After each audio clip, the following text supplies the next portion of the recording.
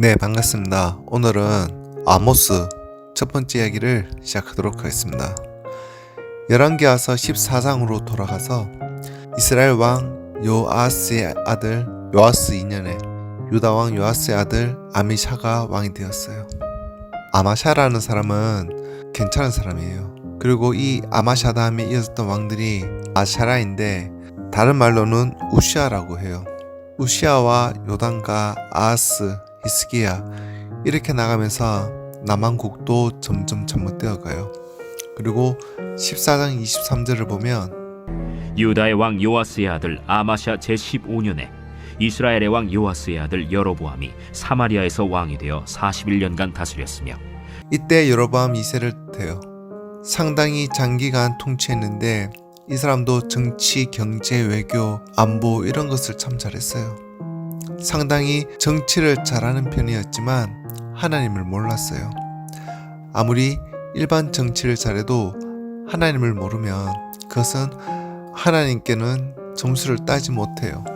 그래서 그때 다시 말하면 여로보암 때에 하나님의 말씀을 전하는 사람이 있었는데 아모스와 호세아 이런 분들이 북왕국에서 말씀을 전하는데, 그래서 성경책 열왕기하서 14장 끝에 어디다가 아모스 호세아 시대라고 씁시다. 물론 이때 남왕국 유다에는 미가, 이사야 이런 분이 같이 사역을 했어요. 그래서 우리가 만나볼 예언자는 많아요. 제일 먼저 만나본 사람이 요나를 만났죠. 요나라는 사람이 깨닫고 나니까 자기가 참 못된 사람이었다. 하나님을 알고 보니까 이방인도 아끼시고 육축도 아끼시는 분이었다. 사람이 자기 소원, 자기 목적이 꽉 들어찬 사람들은 하나님 음성을 못 들어요. 자기 생각으로, 자기 소원으로 똘똘 뭉친 사람은 하나님의 음성이 안 들립니다. 그래서 자기 소원부터 내려놔야 돼요. 그래서 우리가 하나님 말씀을 읽고 대하는 기본 자세가 자기 소원부터 내려놔야 돼요.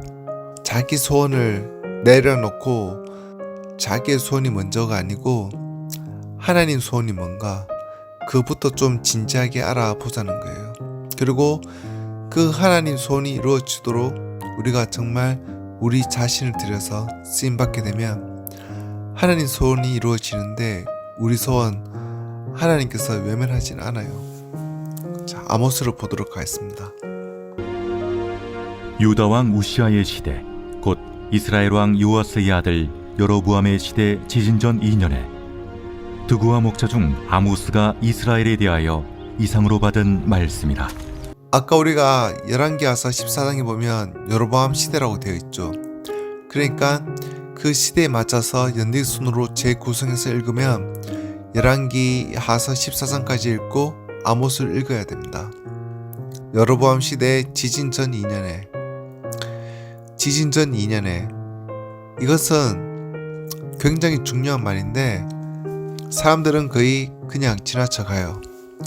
아모스 이전 역사적 배경을 볼 때 이스라엘 백성을 하나님께서 선택한 목적은 세계가 다 내게 속하였나니 내가 내 말을 잘 듣고 가서 내가 멋들어지게 복받고 살면서 거룩하게 건강하게 살면서 이방 나라 세상 모든 나라가 내게 돌아주도록 해달라 했는데 그 일을 잘 못했어요. 근데 요나 한 사람이라도 개떡같이 하니까 니느웨가 돌아오는 거 봤잖아요. 그런데 요나가 가서 전도했는데 이방인들이 돌아왔어요. 이 이스라엘 위에 하나님께서 아모스를 보내고 호세아를 보냈는데 회개하지 않는 거예요. 그러니까 지진전 2년에 아모스가 이랬다 그 말인 거죠. 그러면 아모스까지 보내봐도 회개하지 않으니까 하나님께서 지진을 일으켰다 그런 뜻이에요. 이해가 되죠? 엘리야를 보내도 안 되고 엘리사를 보내도 안 되고 차라리 이방 나라에 보내니까 되잖아요. 저 이방 나라는 되는데 이스라엘 민족은 왜 안 되냐는 거죠. 애 같아서 야 아모스야, 아모스는 남쪽 유다 사람인데 유다 사람이 이스라엘에 가서 외치면 혹시 이스라엘 사람들의 관심을 끌지 않겠나 하고 애언자도 아니고 원래 뽕나무 밑에서 양을 치는 사람인데 이런 사람을 북이스라엘에 보낸 거예요. 혹시라도 그래도 남쪽에서 왔다 하면 사람들이 귀를 기울일까 싶어서 외쳤는데 역시 안 돌아와요. 안 들으니까 하나님이 얼마나 애가 탔던지 지진을 일으키는데, 지진이 보통 지진이 아니고 우시아 왕 때 일어난 지진인데 얼마나 대단했는지 산이 십리 밖으로 밀려갔다고 해요. 아직까지 우시아 왕 지진의 기록 말고 그 이후에 오늘 이 시간까지 어떤 산이 십리 밖으로 밀려가는 정도의 그런 지진이 일어났다는 것은 없어요. 그래서 이 지진은 어마어마한 지진이어서 이스라엘 백성들의 기억과 역사 기록 속에 아주 크게 남아서 누가 만약에 정신없이 허겁지겁 도망가는 것을 표현할 때 마치 우시아 왕 때 지진을 피해 도망가듯 도망간다, 그런 속담이 생길 만큼 이 지진이 어마어마했어요. 스가랴서 14장에도 이 지진에 대해서 언급을 해요. 그 산 골짜기는 아셀까지 미칠지라 내가 그의 산 골짜기로 도망하되 유다 왕 우스야 때 지진을 피하여 도망하던 것 같이 하리라. 즉 엘리야도 안 되고 엘리사도 안 되고 모나를 니느웨로 보냈더니 니느웨 사람은 회개하는데 호세아 아모스를 보내어도 안 되니까 그 후 2년 뒤에 하나님께서 지진을 가지고 땅이 뒤흔들어요. 제발 깨라고. 그러니까 우리가 볼 때는 역사를 모르기 때문에 연장선을 잘 못 보고 항상 눈앞에 있는 요절 1개, 2개, 요절 앞에도 모르고 뒤에도 모르고, 그렇게 보니까 성경을 아는 게 아닌 거예요. 그래서 가능한 한 요절 외우기보다는 성경 전체를 보는 눈을 익히기 바라요. 유다 왕 우시아의 시대, 곧 이스라엘 왕 요아스의 아들 여로보암의 시대 지진전 2년에 드구와 목자 중 아모스가 이스라엘에 대하여 이상으로 받은 말씀이라. 그가 이르되 여호와께서 시온에서부터 부르짖으시며 예루살렘에서부터 소리를 내시리니 목자의 초장이 마르고 갈매산 꼭대기가 마르리로다. 아모스 시대의 배경을 조금 더 말을 해보면, 그때 여로보암 2세 때 정치, 경제, 외교, 안보는 너무너무 잘했기 때문에 잘 살았고, 물질적으로 풍요로워가지고 부자들이 막 사치가 극에 달했어요. 북이스라엘이 부자들의 사치가 극에 달하였고 물질주의와 향락주의에 빠져가지고 은을 받고 의인을 팔며 사람 한 사람의 가치가 신발 한 켤밖에 안 되는 거예요. 모든 것을 가늠하는 척도가 돈이었어요. 아시린을 끊어가지고 술을 마시게 했어요. 아모스 시대에.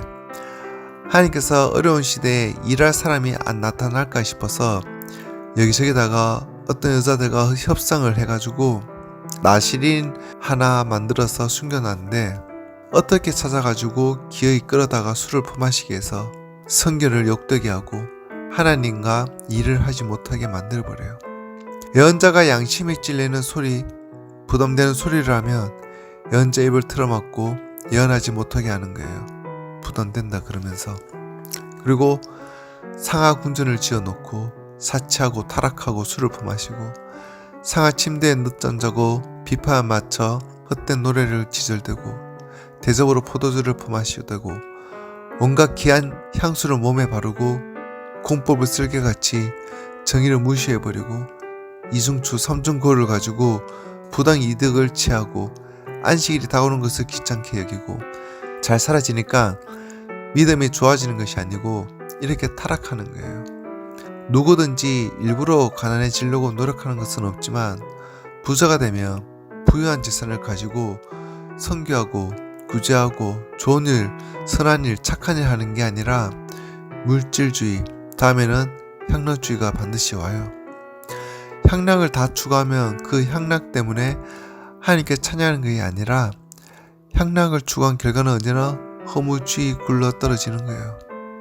물질주의, 향락주의, 다음에 허무주의. 솔로몬도 그 정도의 신앙을 했어요. 물질주의가 향락주의로, 향락주의가 허무주의로, 헛되고 헛되니 모든 것이 헛되도다. 자, 오늘은 여기까지 하겠고 다음 시간에 이어서 하도록 하겠습니다. 감사합니다.